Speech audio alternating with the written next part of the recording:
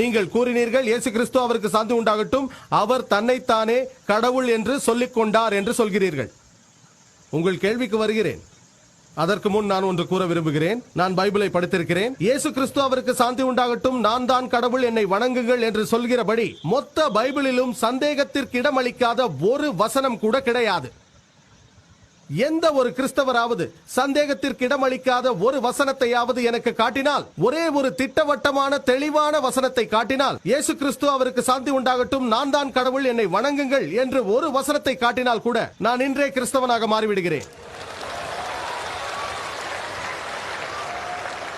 நான் இதை எனது சக இஸ்லாமிய சகோதரர்கள் சார்பாக பேசவில்லை. என் தலையை கத்தி மீது வைக்கிறேன். மதங்களை ஒப்பு நோக்கும் ஒரு மாணவன் நான். நீங்கள் பைபிளை படித்துள்ளீர்கள், நானும் படித்திருக்கிறேன். எனக்கு பைபிளை சொல்லித்தர தேவையில்லை என்று நீங்கள் சொன்னீர்கள். இயேசு கிறிஸ்து அவருக்கு